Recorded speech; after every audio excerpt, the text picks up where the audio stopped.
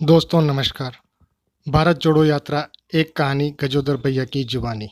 दोस्तों, गजोदर भैया अचानक मुझे इस भारत जोड़ो यात्रा में क्यों याद आ गए, यह भी मैं आपको बताऊंगा। सबसे पहले मैं आपको यह कहूँगा कि अगर गजोदर भैया आज होते तो इस भारत जोड़ो यात्रा में अपना हास्य किस तरह से ढूंढते। गजोदर भैया का नाम सुनते आप समझ गए मैं किसके बारे में कह रहा हूँ। जी हाँ, आप सही समझ रहे हैं।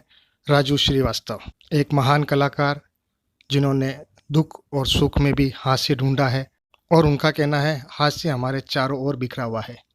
मेरा यह आज का वीडियो राजू श्रीवास्तव के सम्मान में और उनकी श्रद्धांजलि के नाम करता हूँ, जिन्होंने हास्य के विभिन्न रूपों में लोगों के मन में गुदगुदी पैदा की, उनको हंसना सिखाया, उनको मुस्कुराना सिखाया। और हम भारत जोड़ो यात्रा में भी यही देख रहे हैं। कोरोना काल की विपदा के बाद अपने आंसुओं को थाम के लोग मुस्कुरा रहे हैं, हंस रहे हैं। यह भी मनुष्य की एक विशेषता है। अपने चारों ओर समस्याओं का अंबार खड़ा देखकर भी वह हंसता है, मुस्कुराता है। उसमें यह हौसला कहाँ से आता है यह मुझे समझ में नहीं आया है, परंतु उन समस्याओं से लड़ने के लिए वो अपनी हिम्मत जुटाता है और अपने पथ पर आगे बढ़ जाता है। यही सब हम भारत जोड़ो यात्रा में भी देख रहे हैं। लगातार कठिनाइयाँ आने के बाद भी भारत जोड़ो यात्रा बिना रुके चल रही है। मैं उस महान कलाकार के सम्मान में और श्रद्धांजलि स्वरूप उनके शब्दों में कुछ बातें कहना चाहता हूँ। मुझे पता है मैं उस महान कलाकार की नकल भी नहीं कर सकता हूँ, उसके समकक्ष की बात तो बहुत दूर है, परंतु एक प्रयास मेरा रहेगा आपको गुदगुदाने का, हँसाने का। जिस तरह से वो हँसाते थे, उनकी तो अपनी एक खास शख्सियत थी। जब से ही वो स्टेज पर आते थे, लोगों के चेहरे पर मुस्कान बिखरने लगती थी, और जब तक उनका प्रोग्राम चलता था, मुस्कान चेहरे पे बनी रहती थी और बीच-बीच में से ठहाकों की आवाज़ आती थी। अगर मेरा प्रयास इस पूरे प्रोग्राम में आपके चेहरे पर 2 क्षण के लिए ही सही एक मुस्कुराहट ले आएगा, तो मेरा यह प्रयास सफल होगा। तो हम शुरू करते हैं। भारत जोड़ो यात्रा एक कहानी गजोदर भैया की जुबानी। दोस्तों, आप ये तो जानते ही हैं, हमारे गजोदर भैया प्रधानमंत्री मोदी जी के बहुत बड़े फैन थे, मुरीद थे, और उसके बाद उन्होंने भारतीय जनता पार्टी के बैनर तले चुनाव भी लड़ा था, उसके सदस्य भी बने थे। परंतु उनके प्रोग्राम में आपको एक झलक देखने को मिलेगी जब वो प्रधानमंत्री जी के मुरीद थे।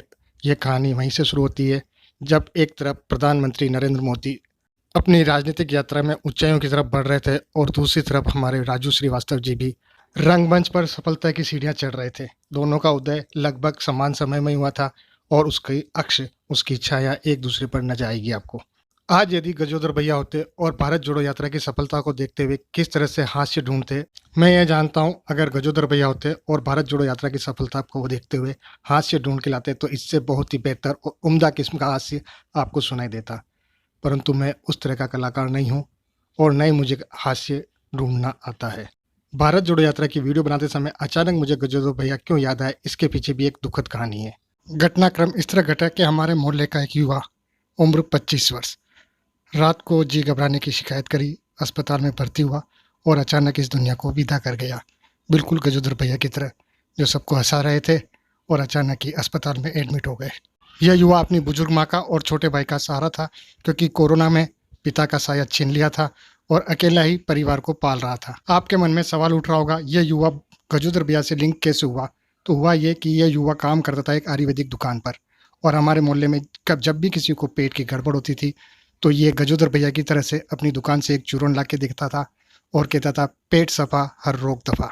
और मोहल्ले के बुजुर्ग इस चूर्ण के साथ साथ उसकी दुकान से एक दवा भी मंगाते थे, जिसका नाम था हवा बान हर डे। जैसा ही उसका नाम था वैसा ही उसका काम था। जब भी वो दवा ली जाती थी, बड़ी बड़ी हवाइयाँ छूटती थी, और उन हवाइयों के छूटने से तन को आराम और मन को सुकून मिलता था। हवाइयों की गूंज सुनकर बच्चे खिलखिलाने लगते थे और युवाओं के चेहरे पर मुस्कान छा जाती थी। और बच्चों के यही खिले हुए चेहरे और युवाओं की मुस्कान इस भारत जोड़ो यात्रा में आपको नजर आ रही है। गजोदर भैया होते तो शायद इस भारत जोड़ो यात्रा पर बहुत अच्छा सा हास्य ढूंढ कर लाते, सबको हंसाते। अब यह तो ईश्वर की मर्जी, रंगमंच पर चढ़ता हुआ कलाकार सबको हंसाता था और दुनिया के रंगमंच से जाते हुए सबको रुला गया। गजोदर भैया का जीजा साली का किस्सा तो आपने जरूर सुना होगा। जब शादी में साली सी जीजा जी को रसगुल्ला खिलाने आती है, उसी टोन में मैं आपसे एक बात कर रहा हूँ, सुनिए जरा। अगर पसंद आई है तो लाइक करिएगा। जीजा जी रसगुल्ला, नहीं नहीं आपको लेना पड़ेगा। उसी लय में मैं कह रहा हूँ, प्रधानमंत्री जी सुनिए, सुनना पड़ेगा। आपने तो कहा था सूरज पूरब से निकलता है, फिर सब क्यों दक्षिण की तरफ देख रहे हैं?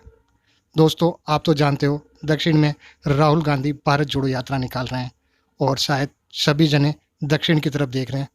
गजोदर भैया होते तो बहुत ही खूबसूरत हास्य इसमें से ढूंढ कर लाते। मेरा तो ये प्रयास मात्र है, लेकिन आपको सुनना पड़ेगा। आपसे एक बात का जिक्र और करता हूँ। हमारे विपक्षी नेता अक्सर ये आरोप लगाते हैं, प्रधानमंत्री जी मन की बात तो करते हैं लेकिन किसी की सुनते नहीं है। फिर चाहे किसान दिल्ली घेर कर बैठ जाए और छात्र सड़कों पर डंडे खाए, परंतु अब भारत जोड़ो यात्रा के लाखों कदमों की आहट को सुनना पड़ेगा। फिर चाहे आप मेरी बात सुन के बोर हो रहे हो, फिर भी आपको मेरी बात भी सुनना पड़ेगा। राम राम जी।